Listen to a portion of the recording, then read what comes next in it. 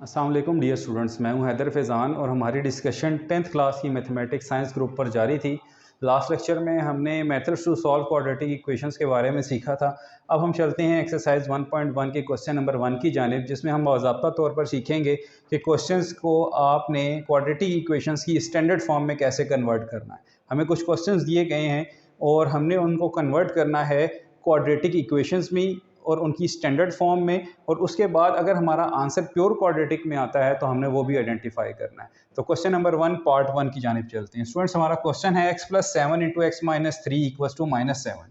अभी ये हमारे पास स्टैंडर्डाइज्ड क्वाड्रेटिक इक्वेशन नहीं है। क्वाड्रेटिक ज़रूर है, इसकी पहचान मैं आपको बता देता हूँ। आप देख रहे होंगे कि यहाँ पे हमारे पास एक x मौजूद है और यहाँ पे भी एक x मौजूद है, और दोनों के ऊपर अपनी पावर 1 है, और इनके दरमियान जो रिलेशन है वो मल्टीप्लिकेशन का। इट मीन्स कि जब ये मल्टीप्लाई होंगे तो इनका जो आंसर है वो सम अप की फॉर्म में आएगा, यानी इनकी पावर्स ऐड हो जाएंगी, वो आपके पास 2 बनाएंगी और यहाँ पे आपके पास क्वाड्रेटिक इक्वेशन बन जाएगी। ओके, स्टार्ट करते हैं इसके सोल्यूशन को। स्टूडेंट्स, यहाँ मल्टीप्लिकेशन आप चैप्टर नंबर 5 9th क्लास में सीख कर आ चुके हैं कि दो अलजेब्राइक सेंटेंसेस को आपस में कैसे मल्टीप्लाई किया जाता है। फर्स्ट ऑफ ऑल हम इसके फर्स्ट एलिमेंट को इस इक्वेशन इस अलजेब्राइक सेंटेंस से और 7 को इस नेक्स्ट अलजेब्राइक सेंटेंस से मल्टीप्लाई करेंगे। सो मल्टीप्लाई करते हैं, ये आएगा हमारे पास x × x x²। When two same basis are multiply then their power will be add. यहाँ पे अगर दो सेम बेसिस मल्टीप्लाई हो रही हैं तो हमारे पास जो उनकी सोल्यूशन सेट है वो आंसर ऐड की फॉर्म में आएगा, यानी उनकी पावर्स को हम ऐड कर देंगे।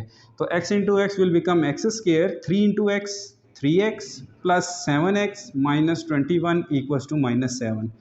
सो स्टूडेंट्स, यहाँ पर जो सेम वेरिएबल की हैं उनको हम ऐड अप कर लेंगे।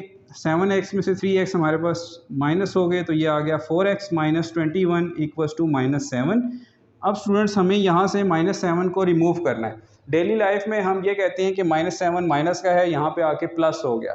तो यहाँ पर आने की बजाय अगर हम इसको बाय रूल फॉलो करें तो ये होगा कि -7 को यहाँ से वैनिश करने के लिए आपको बोथ साइड 7 को ऐड करना पड़ेगा। तो आप कहेंगे एडिंग 7 ऑन बोथ साइड। तो जब आप 7 को बोथ साइड पे ऐड करेंगे, यहाँ पे भी ऐड किया और यहाँ पर भी ऐड किया, तो यहाँ पर स्टूडेंट्स ये कैंसिल आउट हो जाएगा। x² + 4x -21 में से 7 माइनस कर दें तो ये आपके पास 14 आ जाएगा, विच इज़ इक्वल टू 0।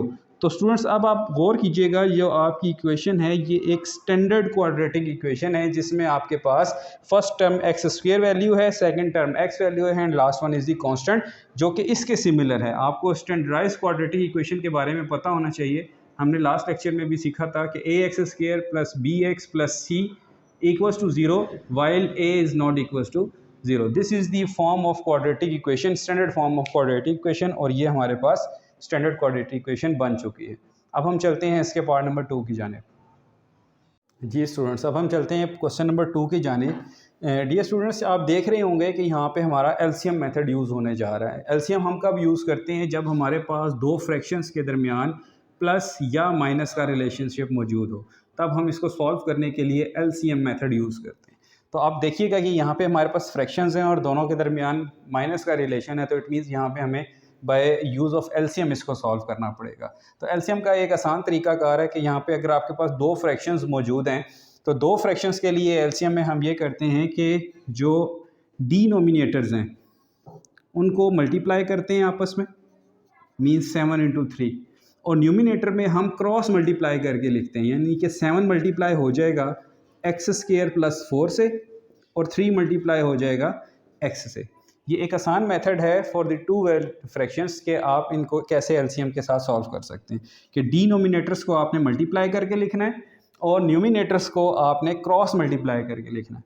तो स्टूडेंट्स, यहाँ पे देखिएगा 7 × x² will become 7x² + 28 - 3x / 21 = 1। तो जहाँ पे जो ऐड सब्ट्रैक्ट हो रहे हैं स्टूडेंट्स, हम उनको ऐड सब्ट्रैक्ट कर लेते हैं। कोई भी टर्म हमें ऐसी नज़र नहीं आ रही जो आपस में ऐड सब्ट्रैक्ट हो रही हो, तो रीअरेंज करते हैं इसको।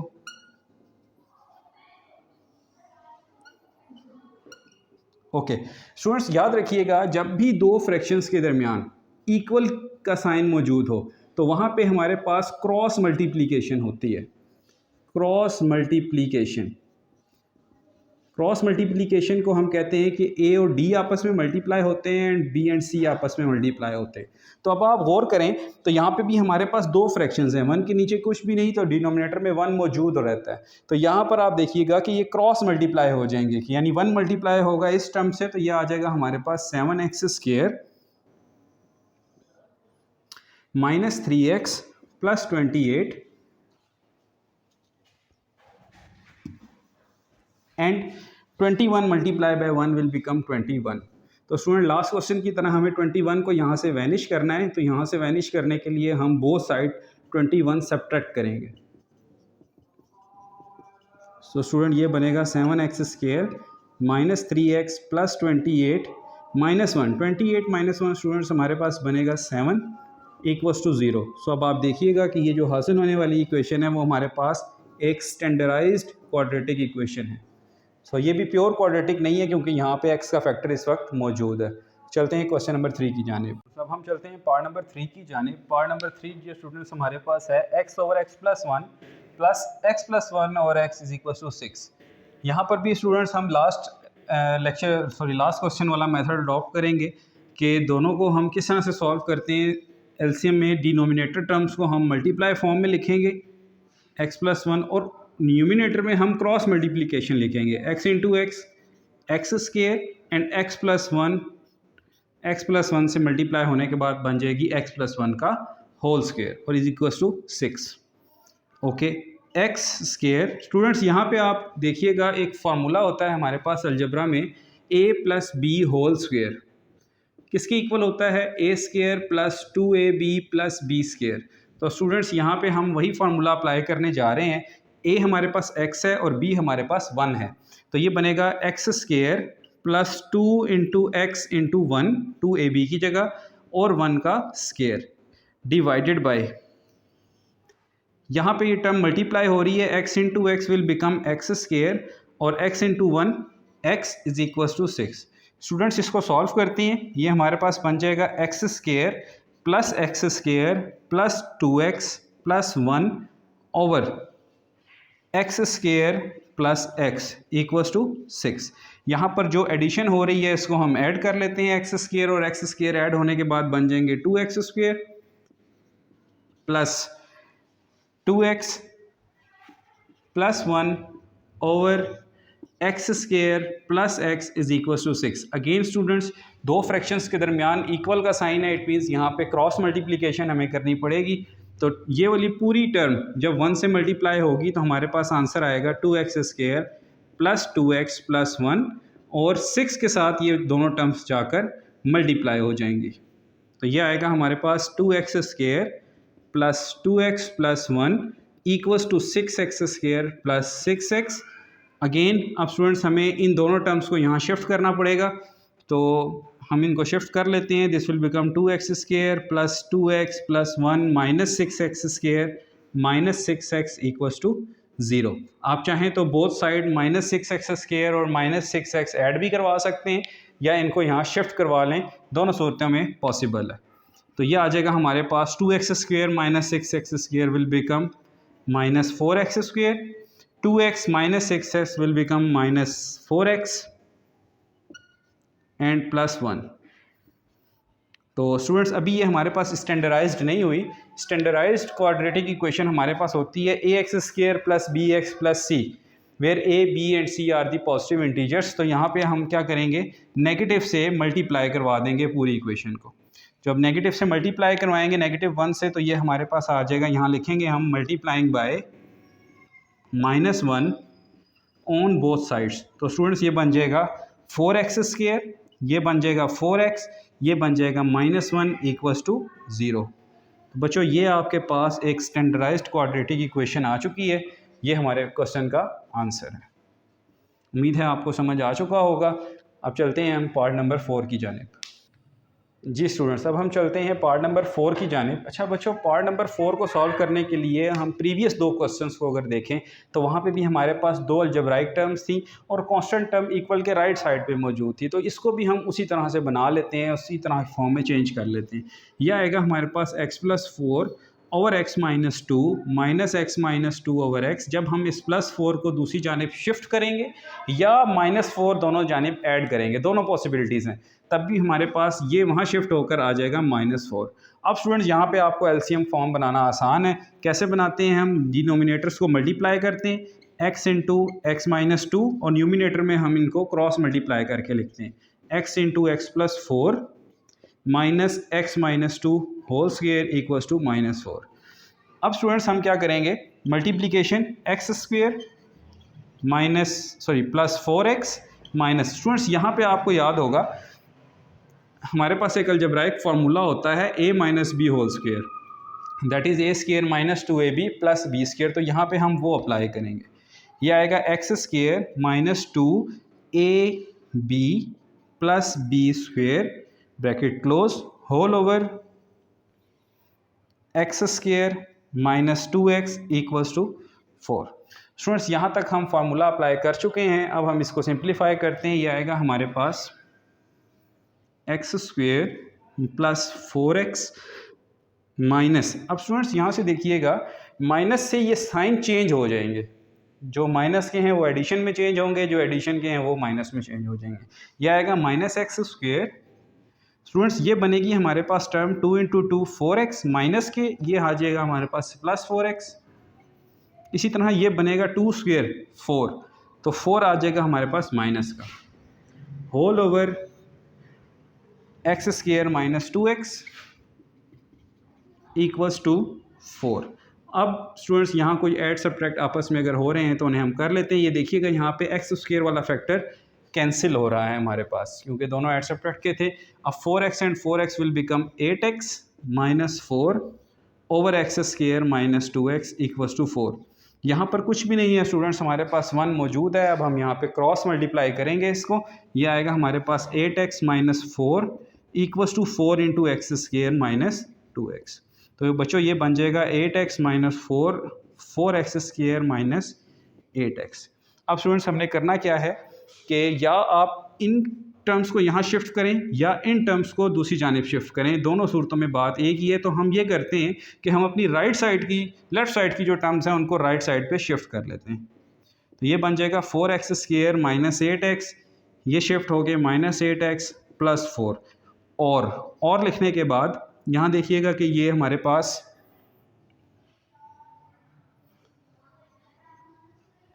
क्या बन रहे हैं, ये हमारे पास 4x square minus 8 and minus 8 minus 16x and plus 4 equals to 0। तो स्टूडेंट्स ये हमारे पास स्टैंडर्डाइज्ड क्वाड्रेटिक इक्वेशन आ चुकी है।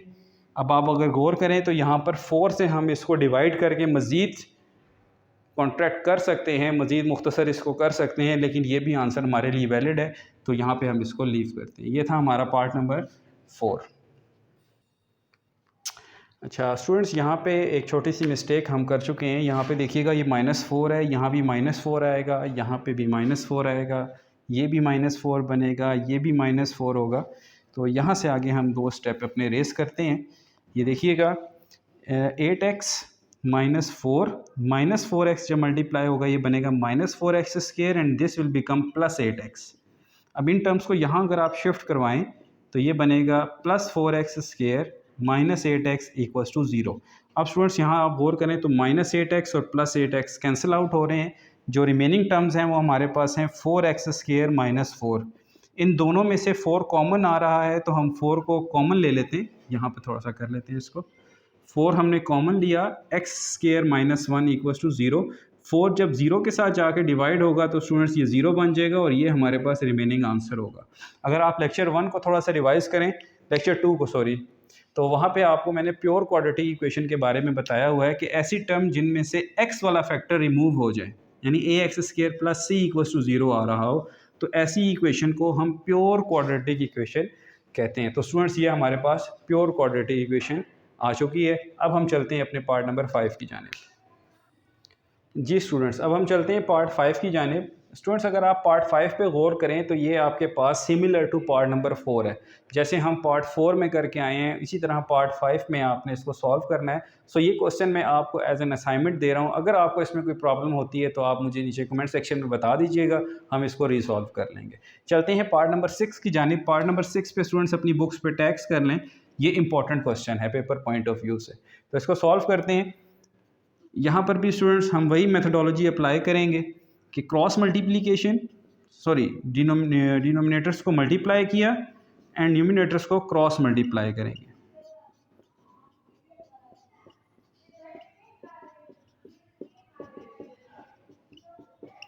जी, x plus 3 into x plus 2 denominator में मल्टीप्लाई फॉर्म में आ गए एंड न्यूमिनेटर में हमने इनको क्रॉस मल्टीप्लाई फॉर्म में लिख दिया। अब स्टूडेंट्स इसको सॉल्व कर लेते हैं मल्टीप्लिकेशन के तहत। जैसे हमने क्वेश्चन 1 में मल्टीप्लाई किया था दोनों टर्म्स को, अब यहाँ पे भी करेंगे हम। x into x will become x square, x into 1 will become x plus 3 into x 3x and 3 into 1 3 plus यहाँ पर स्टूडेंट्स हमें अलजेब्राइक फार्मूला याद होगा, ये हमने अप्लाई करना है a plus B whole square which is a square plus 2ab plus b square. तो स्टूडेंट्स a आपके पास यहाँ x है और b आपके पास 2 है, तो अकॉर्डिंग टू दिस फार्मूला हम इसको अप्लाई करते हैं।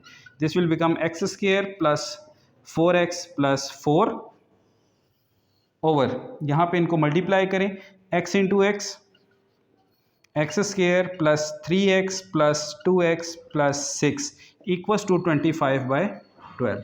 तो स्टूडेंट्स यहाँ पे कुछ टर्म्स ऐड होंगी, कुछ आपस में इनको सॉल्व करते हैं हम, तो ये हमारे पास बन जाएंगी x और x 2x square plus 3x and 4x will become 7x and 1x is this also, so this will become 8x and 3 plus 4 7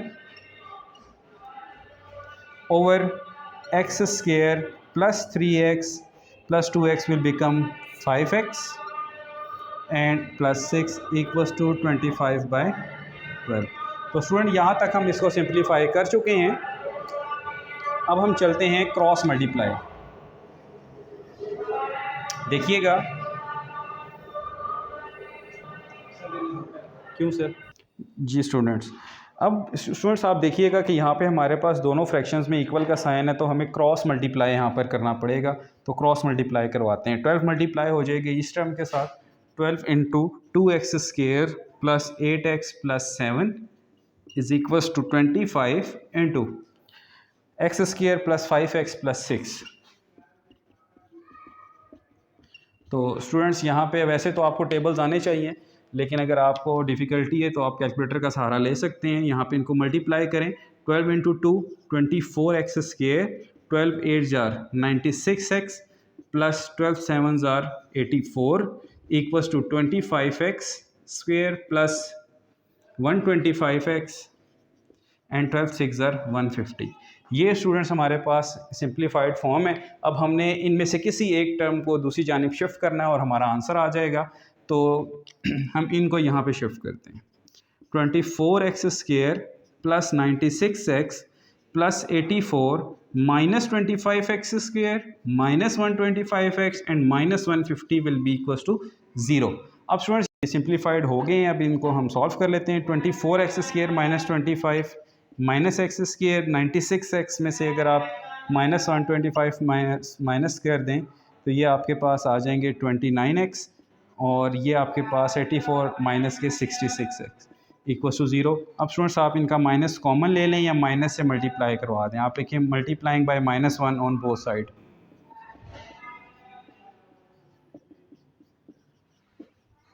तो ये आपके पास आ जाएगा x square plus 29x plus 66 equals to 0। तो स्टूडेंट्स ये आपकी स्टैंडर्डाइज्ड क्वाड्रेटिक इक्वेशन है और ये आपका क्वेश्चन नंबर 6 कंप्लीट सॉल्व हो चुका है। उम्मीद है आपको आज का लेक्चर समझ आया होगा। अगर आपको हमारी वीडियो पसंद आई है तो इसे लाइक एंड सब्सक्राइब कीजिए, अपने स्टूडेंट्स फॉलो के साथ शेयर कीजिए और इंशाल्लाह नेक्स्ट लेक्चर में हम इसके क्वेश्चन नंबर 2 की जानिब जाएंगे। जज़ाकल्लाह, अल्लाह हाफिज़।